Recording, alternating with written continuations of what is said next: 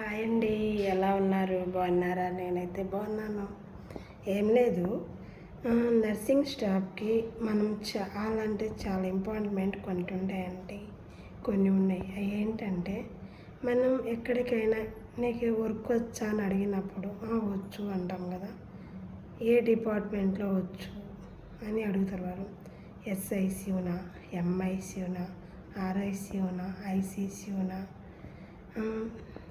పిఐసియునా, ఎన్ఐసియునా అని మనకి కొన్ని ఐసీలు అయితే ఉన్నాయి.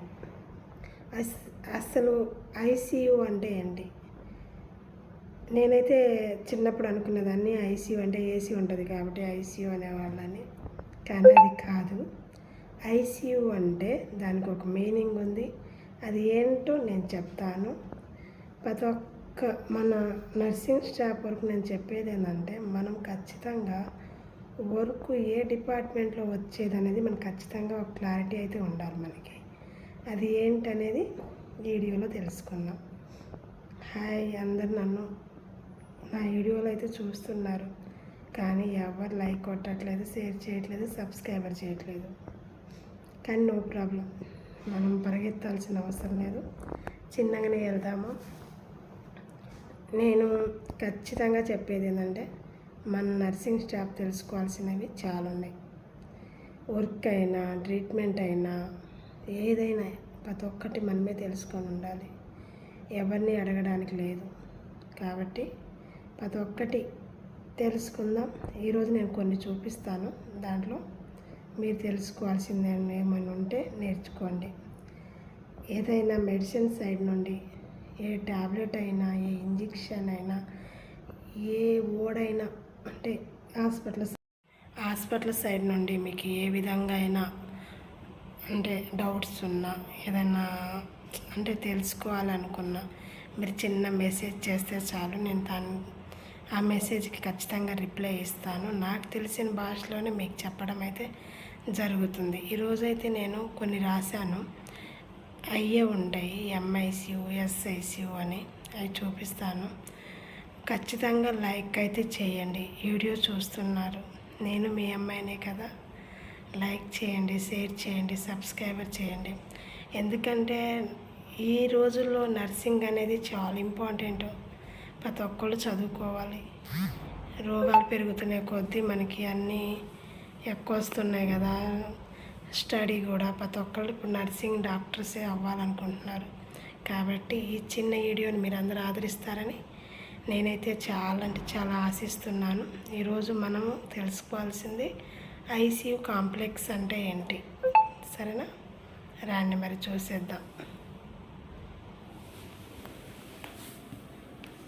చూశారు కదా,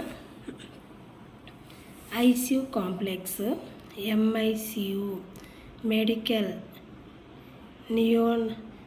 మెడికల్ ఇంటెన్సివ్ కేర్ యూనిట్. అంటే దీంట్లో ఓన్లీ మెడికల్ కేసులు మాత్రమే ఉంటాయి. దీన్నే ఎంఐసియు అంటారు.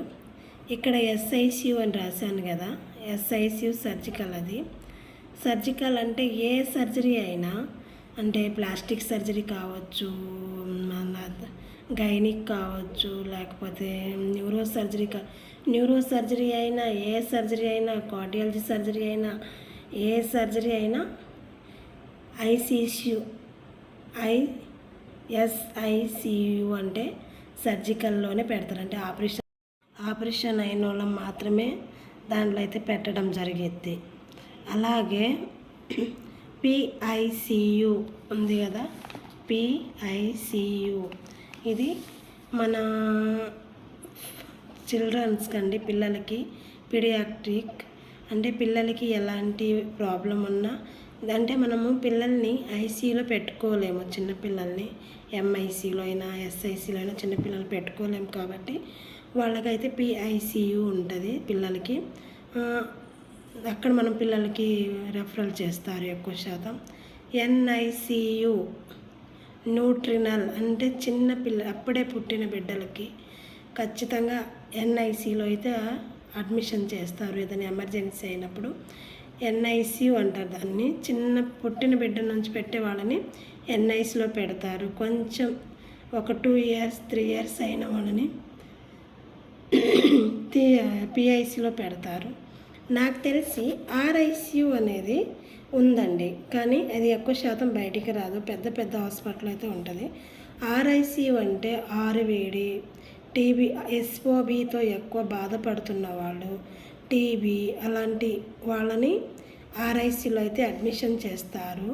దీన్ని ఆర్ఐసియు అంటారు. ఐఐసియు అంటే దీంట్లో ఎక్కువ కార్డియాలజీ పేషెంట్స్ ఉంటారు. కార్డియాలజీ అంటే గుండెకి సంబంధించిన ఐసియు అని చెప్పొచ్చు మనం ఎక్కువ శాతము. అలానే కింద ఉంది కదా ఐసియు. ఐసియు అంటే ప్రతి ఒక్క ఐసియుని ఐసియు అంటాం. మన ఐసియులో ఉన్నారు అంటే ఈ ఐసియు కింద ఎన్ని డిపార్ట్మెంట్స్ అయితే వస్తాయి. ఆర్ఐసియు, ఎన్ఐసియు, పిఐసియు ఇవన్నీ వస్తాయి. కాబట్టి వీటినైతే ఐసి కాంప్లెక్స్ అని అంటారు. మరి ఇప్పుడు చూపించిన వాటిలో ఏదైనా మీకు తెలియకపోయినా, నేను ఏదైనా తప్పు చెప్పినా మీరు కామెంట్ చేయవచ్చు. కామెంట్ చేసి చెప్పండి. నేనైతే నాకు తెలిసింది చెప్పాను. ఓకేనా? మనకి ఏ హాస్పిటల్కి వెళ్ళినా ఇవన్నీ ఉంటాయి. SICU, RICU, NICU, PICU, NICU, SICU. ఎక్కువ మనం చూసేది ఎంఐసియు, ఎస్ఐసియు. అవన్నీ జనరల్ హాస్పిటల్, అన్ని హాస్పిటల్ ఎక్కువగా ఉంటాయి. సరేనా? నా వీడియోలు చూస్తున్నారు కదా, లైక్ చేయవచ్చు కదా, ఎవరు చేయట్లేదు. నేను నర్సింగ్ స్టాఫ్కి ముఖ్యంగా చెప్పేది ప్రతి ఒక్కటి నేర్చుకోండి. నేర్చుకొనే బయటికి వెళ్ళండి. సగం నాలెడ్జ్తో వెళ్ళిపోతే మనం ఏ సర్వీస్ అనేది చేయలేము. మనము పని అంటే సర్వీస్ చేస్తాము, తెలిసి తెలియనట్టు అస్సలు సర్వీసులు చేయకూడదు. నా తెలిసింది కాబట్టి ఖచ్చితంగా నేర్చుకోండి. నేర్చుకొని మీకు తెలియకపోతే యూట్యూబ్ ఛానల్లోకి వెళ్ళి చాలా ఛానల్స్ ఉన్నాయి. యూట్యూబ్లో ఛానల్కి వెళ్ళి ఆల్ నర్సింగ్ అప్డేట్స్ అని కొట్టినా కానీ వస్తుంది. నర్సింగ్ అప్డేట్ కావాలన్నా ఏ ఛానల్ అయినా, నా ఛానలే కాదు ఏ ఛానల్ అయినా ఓపెన్ అవుతుంది. కాబట్టి అందరికీ ధన్యవాదాలు. నా ఛానల్ని ముందుకు తీసుకెళ్తారని. Bye, thank you. అంతే కదా, బాయ్ బాయ్.